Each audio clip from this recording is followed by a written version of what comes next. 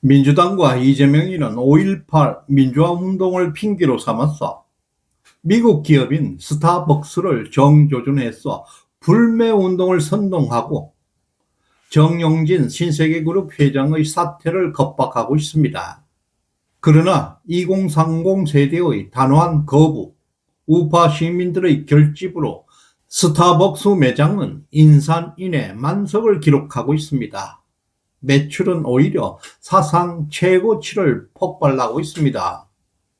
정용진은 트럼프 주니어와 한미 자본 네트워크를 바탕으로 하고 있는 인공지능 데이터 센터 구축을 방해하려고 했던 이재명 좌파 진영의 이권 독점 야욕은 시장 물리 앞에 철저하게 붕괴되고 있습니다. 2024년 3월 8일 정용진 신세계그룹 회장은 미국 플로리다주 마르라고 리조트를 방문했습니다.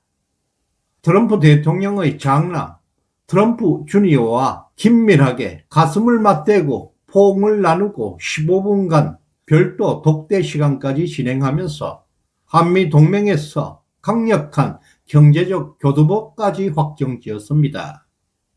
과거 소셜미디어에서 멸공 게시물을 작성하고 윤석열 당시 국민의힘 대선 후보의 동조를 이끌어냈던 정용진 회장을 향해서 최근 스타벅스 코리아가 4월 16일 화요일에 맞춰서 진행한 세일앤 클래식 머그 컬렉션 출시 이벤트를 앞두고 이재명은 세월호 참사를 조롱하는 악질적인 장사치라면서 맹 비난을 쏟아냈습니다. 이어서 스타벅스 코리아 탱크데이 행사 명칭과 책상에 탁이라는 광고 카피라이터를 구시로 삼았어 5.18 단체들이 정용진 회장과 손정현 전 스타벅스 코리아 대표를 경찰에 고발한 사태까지 벌어졌습니다. 서울경찰청 공공범죄수사대가 전격적인 수사에 긴급하게 돌입하고 광주 지역의 신세계 개발 사업 백지화 협박까지 동원되었습니다. 정용진 회장은 손정현 대표를 전격 해임했고 사과문까지 발표해야만 했습니다. 기업 경영진이 책임을 지고 물러났음에도 불구하고 이재명은 민간기업의 마케팅에 법적, 정치적 책임을 묻겠다고 공갈 협박하고 있습니다. 이것은 대한민국 국민을 향해서 이마트와 스타벅스에 대한 대대적인 불매운동을 직접 선동하고 있는 것입니다. 이것이야말로 국가 교란 행위를 자행하고 있는 것입니다. 또한 이재명은 미국 증시에 상장되어 있는 쿠팡에 대해서도 개인정보 유출 사태를 구실로 해서 회사가 망한다는 생각이 들 정도로 제재를 가하겠다고 징별적 압박을 감행했습니다. 그 반면에 중국 자본을 등에 업고 있는 테무와 알리 등은 온라인 쇼핑몰과 중국 커피 브랜드가 대한민국 시장을 무차별적으로 잠식하는 현상에 대해서는 단 한마디 제재나 비판도 없습니다. 철저하게 그들을 지원하고 있습니다. 미국 기업과 연계되어 있는 우파의 상징 기업을 괴멸시키고 이재명의 국가 교란 시도는 스타벅스 매장에서 장사진 줄을 서서 커피를 구매하고 이재명의 불매 운동을 완전히 거부하는 시민들의 굳건한 행동주의에 직면하면서 냉혹한 긴장감 속에 이재명의 한계를 적나라하게 노출되어 나가고 있습니다. 이재명과 좌파 카르텔이 민간기업 커피 프랜차이즈를 향해서 억지 선동을 벌인 진짜 목적이 있습니다. 이들은 인공지능 시대를 주도하게 될 막대한 글로벌 자본 인프라의 주도권을 빼앗기지 않기 위함입니다. 정용진 회장은 트럼프 주니어가 주도하고 있는 미국 공화당 후원단체 록브리지 코리아의 아시아 총괄 회장직을 수임하고 있습니다. 또 일론 머스크와 피터 틸 등 트럼프 행정부의 최측근 빅테크의 자본가들과 연대해서 미국의 막대한 자본력을 등에 업고 국내 최대 규모 인공지능 데이터 센터 건립 사업에 진출하고 있기 때문입니다. 광주와 전남 지역을 거점으로 인공지능 데이터 센터 사업을 독식하려 하고 있는 좌파 카르텔과 그리고 중국 자본은 신세계 그룹의 데이터 센터 확장을 물리적으로 방해하기 위해서 먼저 스타벅스 마케팅을 핑계로 해서 정용진 회장 퇴진 운동을 선동하는 십자포화를 퍼붓고 있는 중입니다. 그들의 지역 이권을 노린 이 사기적인 불매운동은 자본주의 시장의 냉혹한 시장 원리 앞에 처참하게 붕괴되어 나갈 것입니다. 이재명의 불매운동의 핵심 동력이 되어야 할 2030 여성들은 이재명의 불매운동 동참에 전면 거부하고 있습니다.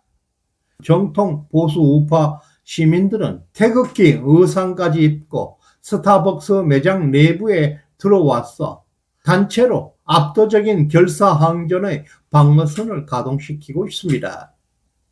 자유시장 경제의 상징이자 한미동맹의 핵심 경제 축인 미국 기업 인프라를 시민들의 행동주의로 직접 수호하겠다는 기념비적인 반격이 시작되고 있습니다.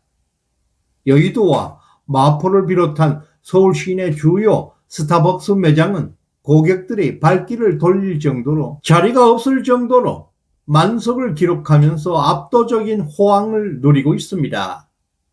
자본주의에서 수요 공급 원칙을 무시하고 정치 논리로 감성 선동에 몰두했던 이재명 좌파 세력의 기만은 결국 스스로 숨통을 조이는 결과로 귀결되어 나가고 있습니다.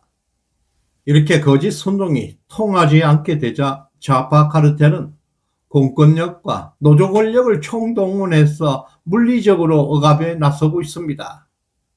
이들은 뮤지컬 디아길레프에 출연 중이던 정민찬 배우가 스타벅스 신제품 시음 사진을 올렸다는 그 하나 이유로 무차별적인 전화 테러를 가했습니다. 그를 무대에서 강제 하차시키는 파시즘적 폭거를 저질리고 있습니다. 배달 노조와 민주노총, 공무원 노조까지 연대해서 스타벅스 커피 배달 거부를 선언하고 영업을 방해하고 있습니다. 이것이 파시즘입니다. 독재입니다. 심지어 법치주의를 수호해야 할 법무부와 대검찰청 수뇌부는 스타벅스를 구매한 직원을 색출해서 징계하라는 정말 코미디 같은 억압적인 지시를 하달하면서 국가기관임을 포기했습니다. 좌파 언론, 문화방송은 고의로 텅 비어있는 매장 사진을 연출해서 보도하는가 하면 극우 낙인이 찍힌 스타벅스 미국 본사가 무려 1조 2천억을 투입해서 정용진 회장의 지분을 전량 탈취할 것이라는 허무맹랑한 허위 사실까지 유포하면서 대국민 사기극을 벌였습니다. 하지만 스타벅스 코리아는 1년 매출 3조 2천억을 달성하고 오히려 미국 본사에게 매년 1,600억의 로열티를 현금으로 지급하는 압도적인 흑자 구조임이 폭로되고 있습니다. 과거 이재명이가 미국의 징벌적 보복 관세를 피하기 위해서 무려 3,500억 달러, 한국 돈으로 515조 원에 달하는 천문학적인 대미 투자 계획을 트럼프 대통령에 약속하고도 버티고 있다가 관세 폭탄을 자초했던 구체적인 실체까지 100일 나이에 이미 드러났습니다. 오히려 스타벅스 코리아는 순직 군인 자녀에게 학자금을 지불했고 최전방 장병들에게까지 커피 지원 사업을 하고 있고 전역 장병 취업을 위해서 박람회까지 개최하는 등 국가 안보에 헌신하고 있는 진정한 보수의 가치를 몸소 실체적으로 증명해 나가고 있는 기업입니다. 권력을 남용해서 미국 기업과 연계되어 있는 우파 상징 기업들을 괴멸시키고 중국 자본에게 성문을 열어주려 했던 이재명의 반란, 매표 포퓰리즘의 체제는 굳건한 시장 원리와 시민들의 검증 앞에 완벽하게 박살나고 있습니다. 자본주의의 거대한 흐름을 거스르고 개인적 탐욕을 위해서 시장을 통제하려는 시도는 필연적으로 그 모순에 그 무게에 짓눌려서 스스로 자멸하기 마련입니다. 5.18이라는 역사적 비극을 인질로 삼아서 민간 기업을 협박하고 한미동맹의 경제적 기반을 훼손하려고 있는 이재명과 좌파 카르텔의 대국민 사기극은 성남민심의 차가운 외면 속에 철저하게 거부되고 있습니다. 거짓 프레임으로 주권을 찬탈했던 반국가 세력은 이제 시장 원리와 껴있는 우리 자유시민들의 압도적인 결집을 맞이하면서 역사의 뒤안길로 영구히 퇴출당하게 될 것입니다. 다음 시간에 뵙겠습니다. 고맙습니다.